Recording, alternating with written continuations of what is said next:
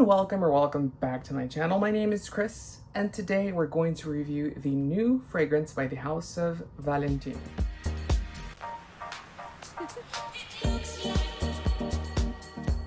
So I typically don't do mainstream reviews. It's just not really my thing. I tend to be a little disappointed every single time that I go and buy a what you would call mainstream release. And that's not because I'm a fragrance snob. That is because, quite frankly, in the last, I would say 10 to 15 years, fragrances have become all but the same. So launches don't seem to be anything different, especially whenever you're talking about a conglomerate like L'Oreal. So if you're not aware, Valentino is made by the conglomerate L'Oreal. A lot of their Born in Roma fragrances were, to me, a little lackluster. They were all essentially the same. If Armani launched a new fragrance, you could definitely count on Valentino launching a fragrance that was very similar, if not the same.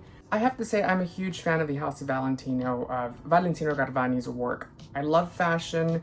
That is my first and true love.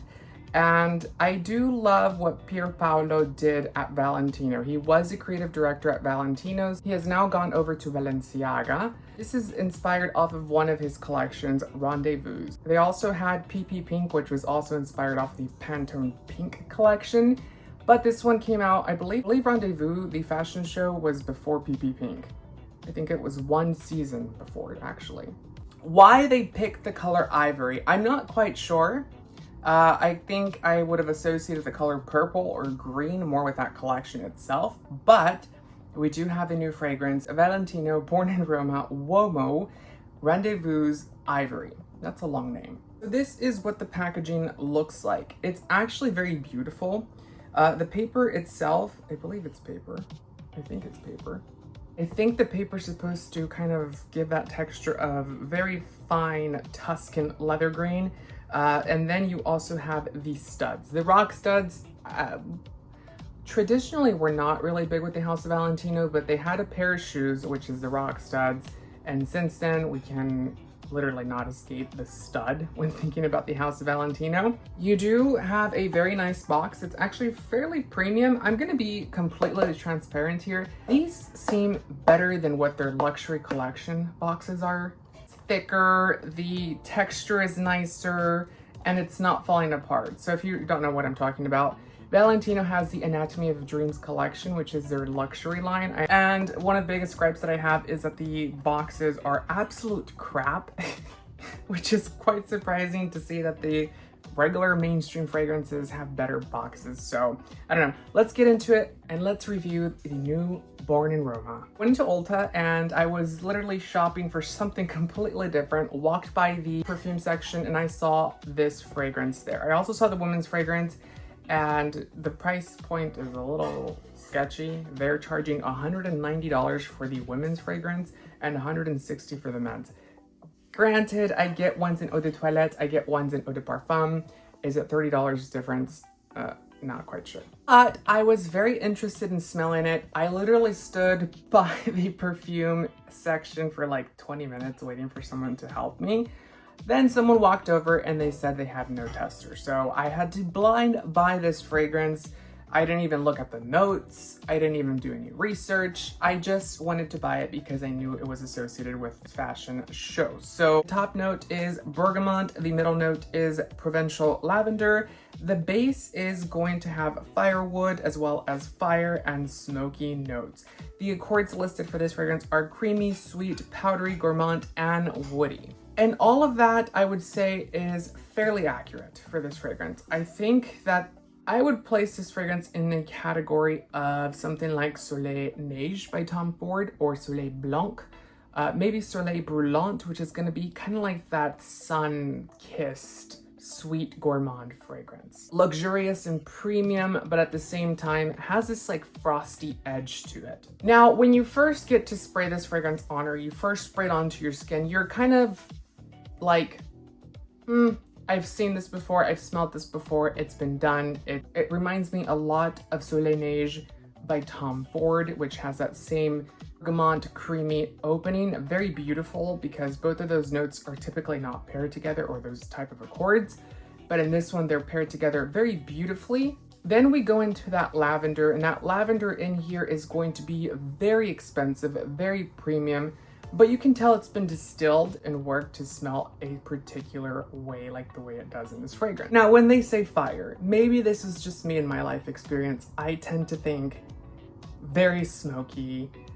Fire itself, sure, can be very premium. If you're a rich white woman with a Caucasian lifestyle, then you would probably have very expensive firewood. But if you are a mere peasant like myself, then you would definitely not have expensive firewood. So what I'm trying to say here is fire is a very peculiar smell, and I don't quite see it in this fragrance as fire. There are some smoky elements in this fragrance, but they're going to be more luxurious, more, again, worked, distilled, and made to smell a very particular kind of way.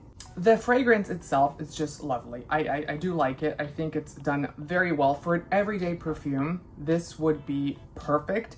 It's also very nice because it gives an element of surprise to the regular traditional fragrances out there. Again, because it has that milky-like texture, and for men's fragrances, I don't think that's very common.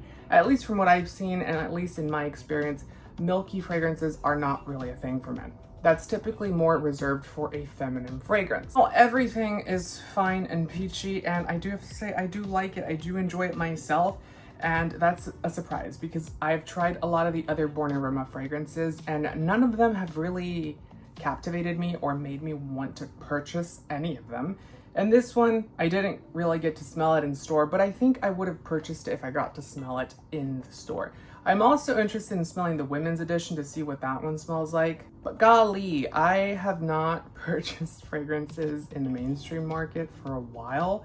These prices are quite significant. Do I think it's $190 worth?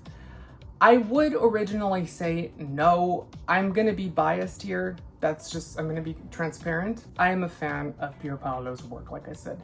So in my opinion, I think it's worth it because I love that show, that fashion show, Rendezvous. I also love the music, the collection, the textures that were in that collection itself. I think that this represents it very well. Yeah, because it's a very light, airy view of the world. But I will say that where this does not shine is in longevity. I think a week now, and every single time that I have tested it out, I have been disappointed.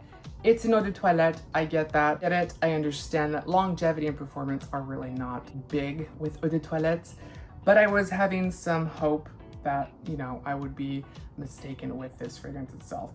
To its defense, other fragrances in this category, like I said, Soleil Neige or Soleil Brûlante by Tom Ford, typically don't have great longevity either. Soleil Brûlante does, but Soleil Neige also is one of those fragrances that's very beautiful, very airy, very ethereal, like this fragrance as well, but longevity and performance is just not there. So what do you think of this fragrance? Are you excited about it? I wish they would keep this around. I like the bottle. So what do you think of this new fragrance by the House of Valentino?